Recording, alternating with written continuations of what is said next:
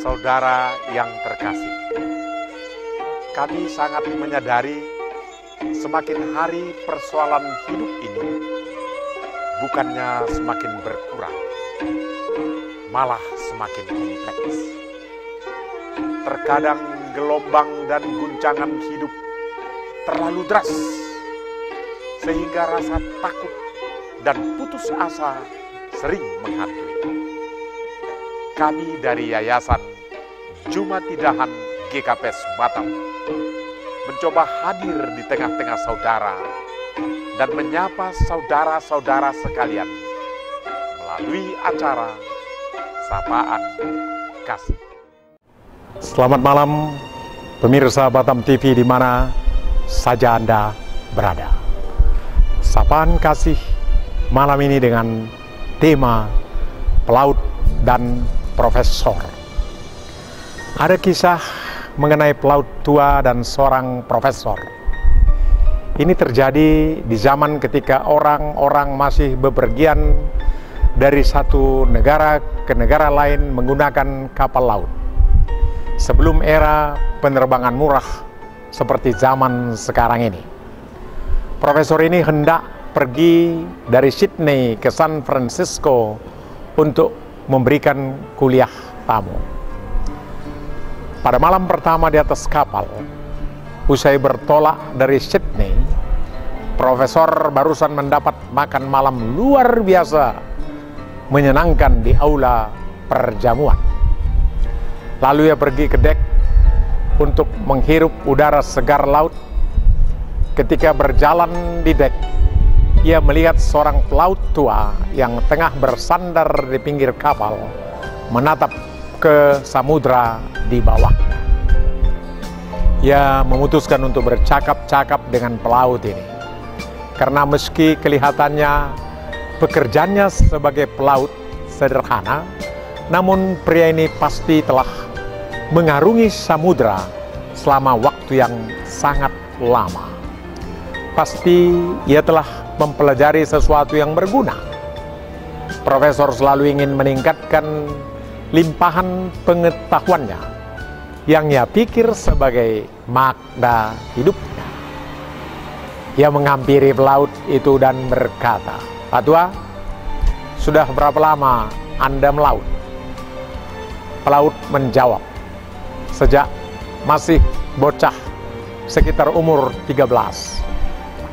Luar biasa," kata profesor. "Anda pasti tahu bahwa di lautan yang kita arungi ini ada begitu banyak kehidupan. Sebagai pelaut yang telah banyak makan asam garam, Anda pasti pakar dalam ilmu biologi kelautan mengenai semua hewan yang menggantungkan hidupnya pada samudra di bawah kita ini. Berikut semua arus dan terumbu karangnya. Mari kita berbincang mengenai oceanologi, ilmu kelautan." Pelaut bingung. "Hah? Emang laut ada ilmunya? Apa?" seru profesor. "Bertahun-tahun di laut, Anda tidak pernah membaca buku atau mempelajari mengenai isi samudra di bawah Anda?" "Enggak loh," kata pelaut itu. "Anda sudah menyia-nyiakan waktu Anda." Tukas profesor seraya melangkah pergi dan rasa kesal pada pria tua itu yang telah menghabiskan hidupnya di samudra tanpa pernah mempelajari mengenainya. Besok malamnya, profesor mendapat makan malam yang sangat lezat, sehingga hatinya sangat baik. Jadi ketika ia berjalan di dek untuk kedua kalinya, lagi-lagi si pelaut tua sedang berjaga di sana. Kali ini pelaut sedang memandangi bintang-bintang. Kebetulan pula bahwa ini pun salah satu hobi profesor, astronomi. Ia berpikir, sudahlah, pria tua malang ini mungkin tidak tahu banyak mengenai oceanologi, namun ia pasti tahu mengenai astronomi.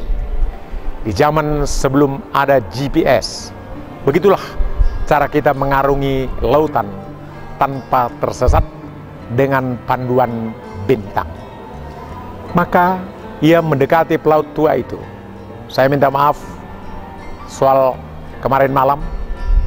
Anda mungkin tidak banyak tahu mengenai oceanologi, namun berani taruhan Anda pasti tahu mengenai astronomi, yang kebetulan hobi saya juga. Coba lihat, rasi bintang besar ada di sana. Laut itu tersiap. Beruang besar apaan? Bintang itu di langit utara sana, tunjuk profesor. Anda pasti tahu astronomi. Itu kan yang memandu arah kapal kita. Pelaut bingung. Saya tidak tahu. Anda omongkan kapten yang tahu soal beginian, bukan saya. Apa? Lengking profesor. Bertahun-tahun di laut melihat langit di atas. Anda tidak pernah peduli belajar astronomi. Anda menyanyiakan kehidupan Anda sendiri. Profesor pun melangkah dengan muak melihat si pelaut. Pada malam ketiga, koki membuat makan malam yang luar biasa lezat, sehingga membuat suasana hati profesor itu begitu nyaman. Ketika pergi ke dek, malam itu begitu indah. Udara laut sepoi-sepoi, semerbak, segar sampai profesor membatin. Ya sudahlah, aku akan memberinya kesempatan lagi. Rupanya ia adalah profesor di bidang meteorologi.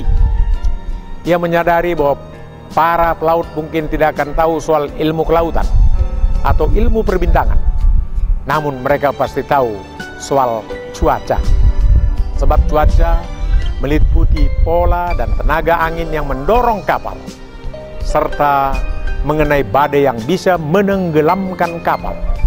Jadi cuaca pasti mutlak dipahami pelaut tua ini. Ia menghampirinya dan berkata, "Maafkan saya, sungguh saya minta maaf. Perangai saya jelek. Sekali dua malam terakhir ini, saya telah salah menilai Anda. Anda mungkin tak tahu menahu soal oceanologi dan astronomi. Tapi saya yakin Anda pasti tahu soal meteorologi, mengenai angin, cuaca yang bisa menghancurkan atau mendorong kapal ini ke tujuan." Meteor? Meteor apa itu? Kata pelaut. Angin dan badai, curiga profesor. Saya tidak tahu apa-apa. Saya cuma pelaut biasa, ujar pelaut dengan lugunya. Murkalah sang profesor. Apa? Tolol. Bertahun-tahun di laut. Betapa sia-sianya. Kau sia-siakan seluruh hidupmu. Profesor pergi dan bersumpah tak akan pernah bicara dengan orang bodoh itu lagi. Malam keempat di laut, ia tidak hadir di aula perjamuan untuk makan malam. Karena malam itu samudra mengamuk. Profesor mabuk laut, menaruh apapun dalam perutnya hanya akan langsung keluar lagi. Jadi ia istirahat saja dalam kabinnya. Malam makin larut, badai makin parah, ia sampai bisa merasakan kapal makin bergoyang. Ia bisa merasakan gelombang laut menampar kapal dan jendela kabin. Sungguh, cuaca malam itu sangat buruk. Ketika badai mencapai puncaknya pada tengah malam, ia mendengar suara tabrakan, dentuman besar. Ia merasa takut. Setelah bunyi keras itu, sesaat hanya keheningan, diikuti suara orang berlarian dan kegeduhan di luar pintu kabinnya. Panik, ia membuka pintu dan coba tebak siapa yang sedang berlari di luar sana. Si pelaut tua. Si pelaut tua itu berhenti sesaat, berpaling ke arah profesor dan berkata, "Pak Profesor, selama bertahun-tahun Anda hidup, pernahkah Anda belajar berenang?" Tidak ada, lirik profesor. Sia-sia sekali hidup Anda. Kapal ini akan tenggelam, seru pelaut. Pemirsa Batam TV, di mana saja Anda berada, Profesor tua boleh saja belajar astronomi, oceanologi, atau meteorologi. Tapi yang paling penting untuk diketahui seorang pelaut adalah cara berenang. Demikian pula hal terpenting untuk diketahui dalam hidup kita bukanlah mengetahui soal elektronika, mobil, teknologi, tapi bagaimana menjaga kepala tetap di atas permukaan air, di dalam arus dan gelombang ketidakpastian hidup. Namun, sudahkah Anda belajar berenang andai kata kapal Anda tenggelam? Ketika Anda kehilangan seluruh harta benda, bursa saham jatuh, ditinggalkan pasangan, ditinggal mati yang tersayang. Jika belum, maka kecewa dan duka akan menenggelamkan Anda. Jadi, apa yang dimaksudkan dengan berenang? Mengetahui cara untuk peduli, berwelas kasih, mengetahui apa yang benar-benar penting dalam hidup ini. Pada saat itu, Anda tidak akan pernah tenggelam. Memang masih banyak terjadi hal yang tidak kita inginkan. Tidak marah, namun memiliki kasih sayang hebat terhadap masa lalu, terhadap masa indah yang dijalani bersama, untuk bisa mengucap terima kasih. Cinta kasih dan kasih yang murni adalah apa yang membuka pintu hati kita menjadi kenyataan kehidupan dan kematian. Amin. Tuhan memberkati. Ku percaya janji-Mu dalam hidupku. Kau beri kemenangan, Tuhan. Kau selalu setia di dalam hidupku. Kau berharga bagiku. Kaulah jaminanku dalam hidupku.